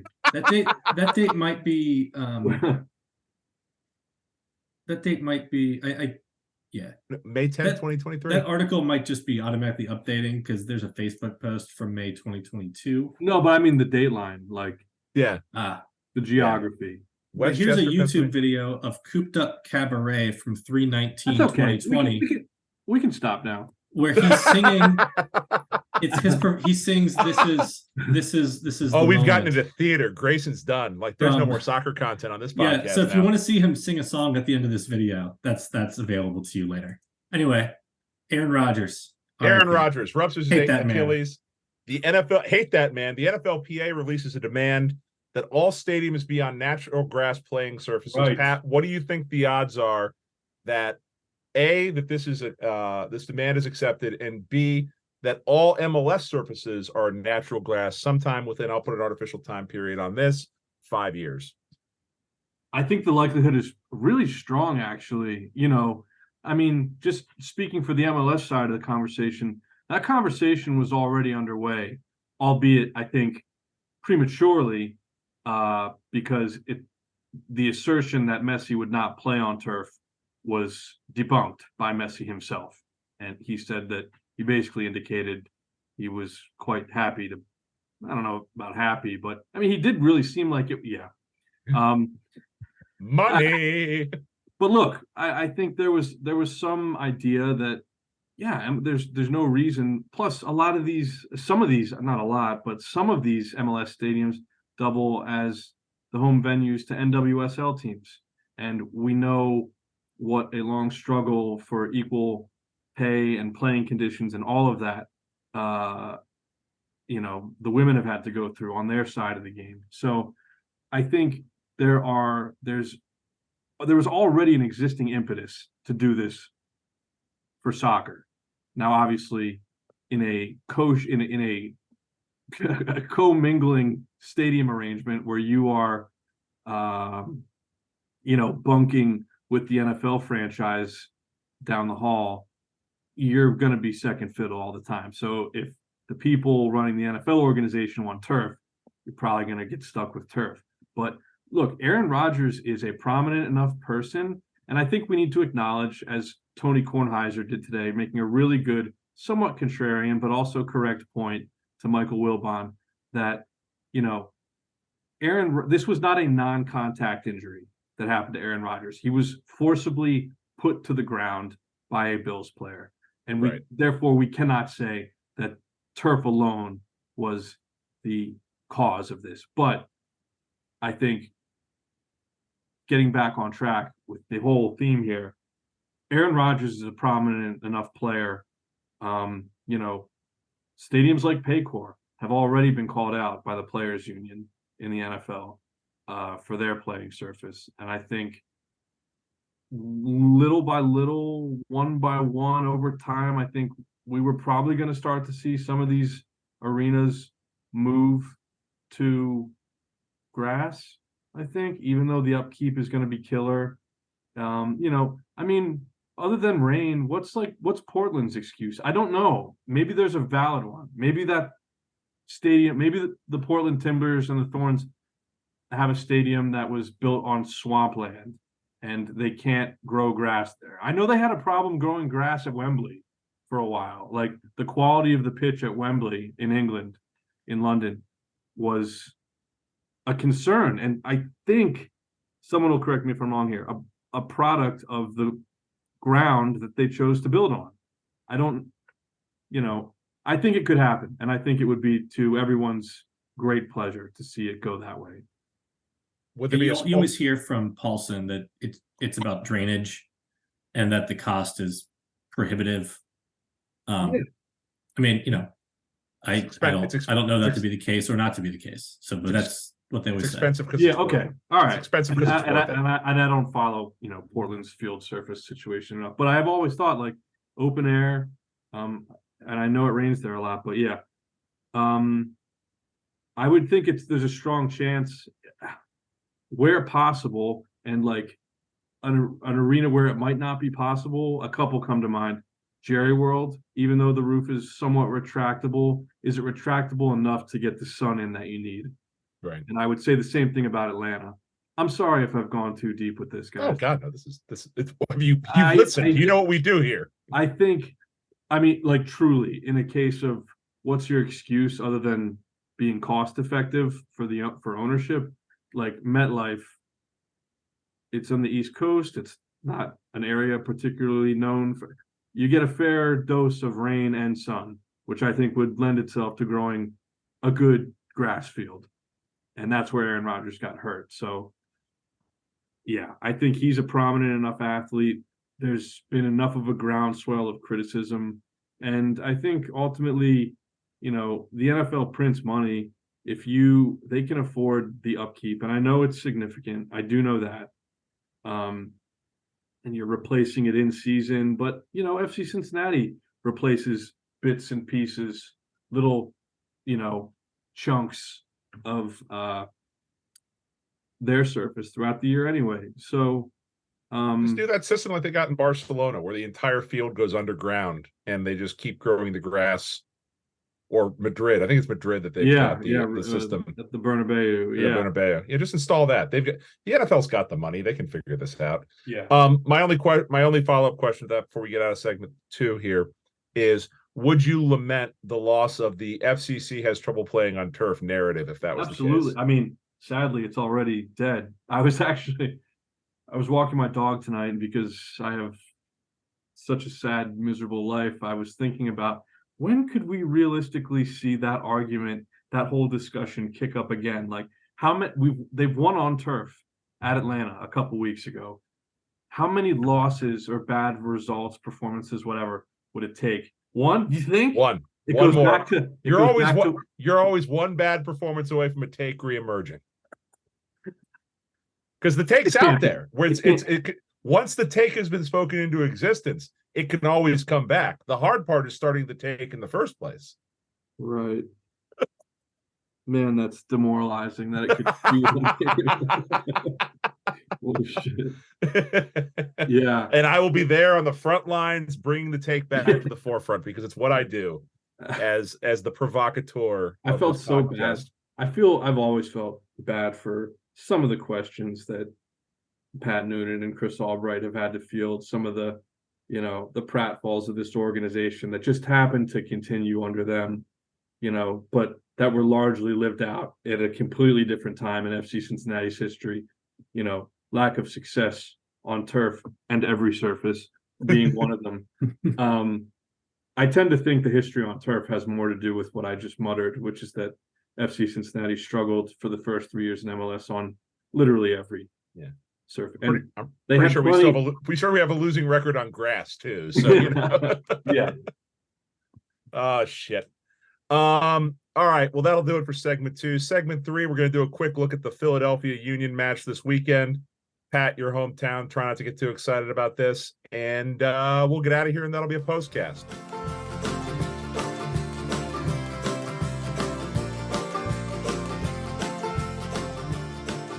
And we're back. Really, we're just continuing the recording, and I'll insert some music there later. That's the magic of editing after the fact. We've got the Philadelphia Union coming up this weekend. It's a road tilt. Philly, by virtue of the implosion that we discussed in segment 2 with New England, Philly seems like the odds-on favorite to be the chaser, the FC Cincinnati's Chase E down the stretch here. Oh, yeah. I would probably put my money on them at this point as being the person most likely to unseat FC Cincinnati, the club most likely to unseat FC Cincinnati. They do have a game in hand. They find themselves 46 points, currently 11 back of the FC. They can trim that to a robust 8 with a win here. Lots to play for. This is a massive, massive game for FC Cincinnati. Yeah. My take is that a point in this game would be an utterly fantastic result that you should dance in the streets over if you're an FC Cincinnati fan. Pat Brennan, tell me why I'm wrong. Well, because I think FC Cincinnati could find itself in a really uncomfortable place if they lose. Because not only will the Union have picked up 3 points directly, the old classic 6-pointer, but the game in hand is looming large here. 11 points, so they're 11 points back right now, sitting fourth. This could quickly unravel, I think. This is another potential, you asked me how fragile was the situation for that NYCFC match. FC Cincinnati's, they're not coming off of a loss to Miami, but in a different kind of way. This is a potential unraveling point. And I think even if you lose at Philadelphia, you cannot do it in unsightly fashion. You have to take something out of the game that you can build on for the match after that at Montreal. So, you cannot lose. Look, it's going to be tough. I'm not particularly optimistic about this one, just because I think not only does Philly have the incentive of, being in a really strong position, it's a small window, but it's such a viable route to catching up to FC Cincinnati because of the head-to-head and because of the game in hand. Putting all that aside, I think Philadelphia has only lost at Subaru Park 4 times since 2020. I think there have been 10 draws there in league play since 2020.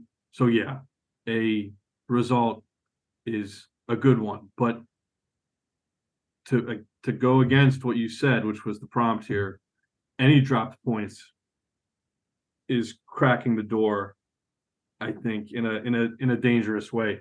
But again, Philly plays really well there, and it's a tall order. It's a really tall order. Grayson, do you want to take the position that FC Cincinnati is going to win this game this weekend? You're the supporters' shield leader right now. Shouldn't the expectation always be to win? So typically what the axiom is 3 at home, 1 on the road. Yeah. Right. Mm-hmm. So, I think now's a good time to bring up, we talked about the elephant in the room, which is the international, the availability of the 3 international players. We could talk about the baby elephant in the room, which is Lucho Acosta is not going to play this game. Yeah. The yellow card accumulation. Yeah. They did go into Philly last year without Acosta and managed a, I think, 1-1 draw. They're taking a better team, even without Acosta, into Philly this year than they took into Philly last year. They didn't have Miazga for that game at Philly. They obviously didn't have Mosquera for that game at Philly. They didn't have Santiago Arias. They may not have him on Saturday, but let's assume that they do. Alvaro Barreal was still new to that left wing-back position. Wobodo was still fairly new in the team, although, I would respond to that by saying I'm not sure he ever looked like he needed to blend into the team. I think Wobodo was pretty great game 1. But Philly is, same team that they had last year, basically. They've added Damian Lowe, I think, and they play 3 at the back sometimes, which they didn't really have in the past. So I think, I'll take us winning. We're taking a better team into their place than we had. And they also are going to be out their goal scorer in the playoffs, Leon Flack. So, and if I could just add to Grace's points, which were great. While this can be partially attributed to the fact that Philadelphia threw so many resources at CONCACAF Champions League earlier this year, and I think that it's fair to say that played a role in the team Jim Curtin fielded at TQL Stadium when FC Cincinnati beat them 1-0 in April. So maybe they dropped a few results because of Champions League, but I don't think it's unreasonable to suggest that this iteration of the Union is maybe a step or 2 behind last year's team. If you want to say last year's team was, and it was one of the elite MLS sides, and Cincinnati went in there and got a draw against that team. This is not that Philadelphia Union team, even factoring for, I think, maybe a few dropped points early in the season during the overlap portion of the schedule with the Champions League. So does a win here wrap the Supporters Shield up? Absolutely. And it's, again, because it's, I think Pat and Chris will convey to anyone that doesn't already have respect for the Union, they will, satisfactorily convey how tough it is to play here, what a road win would mean. And I think the high coming off a road win at Philly would carry Cincinnati through to the end. And it being the last head-to-head with one of your direct rivals in the Shield race, I think it would pretty sufficiently put this thing to bed. Yeah, especially with what happened up in Boston over the last couple of days. Yeah. So what do you think the midfield looks like? Do you think you just slot in Yuya Kubo? Yeah, for Lucho Acosta. But I feel great about that. Yeah, I feel fine. He's played so well lately, and that's the other thing. Another thing you could just, tack on to any one of the arguments you made about Grayson, that you made about why they could do well there this weekend. They have the midfield figured out, and they have more depth than they did at those positions. Even if Junior's not there. Yeah. The depth, it's not just the depth in players, it's also that Marco Angulo has so many more minutes under his belt. Yes. And Malik Pinto has so many more minutes under his belt. And also, not for nothing, they've got Brett Halsey, who has, played incredibly effectively, to where the bench depth that this team is working with now versus what they had earlier in the season. It's just, I think you feel a lot more comfortable about a lot more players if you're Pat Noonan going into this game than you would have in April or May even. Does anybody know offhand the last time we had our first choice back three? Since probably before the international, before the Gold Cup. Probably before the Gold Cup, right? Yeah. Yeah. Did they get everyone together for maybe Nashville and Leagues Cup? Sporting. We can pull this up, but I feel like the gang was all together for Chivas, maybe. Yeah, I don't think so. Or Sporting Kansas City, the first group stage game, maybe. No, because even Murph. No, not that one either. Yeah, Miazga didn't start against Kansas City. I think Mosquera didn't start against Chivas. Yeah, Mosquera didn't start against Chivas. Been a minute. Yeah. All right, so Nashville. So Nashville was the only time probably since before the Gold Cup. It's just July, right? That was June. June? Yeah, fuck. It's been a minute.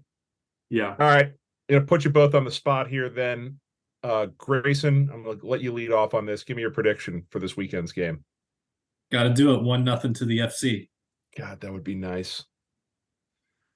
Pat, are you going to be like so many journalists before you and refuse to predict the game that you're about to cover, or will you go on the record in front of the American people and make a prediction? Pat picks the game every week. Yeah. Well, who hasn't picked the game? Who doesn't? That's a big Kirk Herbstreit thing. It bothers me all the time. He won't pick the game. Yeah, I know.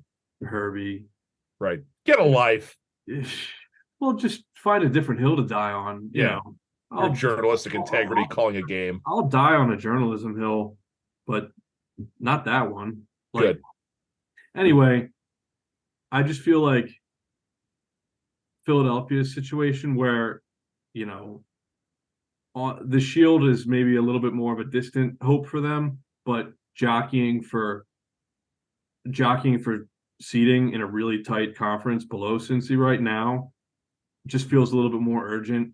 So I will take the Union 2-0. This game feels like FCC is going to get a point out of it. So I'm going to say it's a 1-1, but they're going to make us sweat it out, and they're going to get there. We're going to get our goal. We're going to get our goal late to sort of snatch the draw from the jaws of defeat on this one. It's got that kind of vibe to it. I could definitely see it being like a miserable watch if you're a fan, but ultimately a big sigh of relief at the end of the night. That's kind of what I think best case scenario is without Lucho Acosta on the field, unfortunately. Yeah. Still the engine that drives the ship. So, gentlemen, I think that'll be a postcast. Pat, thank you so much for your time making this marathon journey with us. We're nothing if not verbose, so I apologize for taking up so much of your Wednesday evening. Dude, I have had Mo Egger, Lance McAllister try to help me with my verb. They don't I don't go to them, but like when they cut me off, I'll like end a segment on the radio with them and just be like, damn it, I was so wordy and wouldn't shut up. I'm so self-conscious of that. So you're among friends here then. None of us shut the hell up. But you're also hoping, I assume some small part of you is hoping that people find this to be an enjoyable listen. You also have the tool of editing at your disposal. Which I never use. Cut me We off. don't really do it. All right. Well, But Pat, that would be a lot of work. Pat, what makes you a good listen is you're a good hang. Hey, thanks. And that's all we want is just people come on, be a good hang. I appreciate you guys. The goal since we started the postcast is just entertain 12 people. And God damn it, we're entertaining exactly 12 people on a weekly basis. Come on. And now my favorite part of each voyage with you guys is I will spend the rest of my waking hours tonight obsessing and provoking anxiety over anything I might have said that could be even loosely construed as offensive or having broken one of my personal journalistic rules or anything along that. It's just the second guessing that comes with a true sicko. We've all been there. Like you get with me. So I'm going to go pop a Klonopin and hopefully I'll be out by 11 p.m. So is that a long way of saying you don't want to end the postcast for us in our traditional method? Which is how? Fuck Columbus.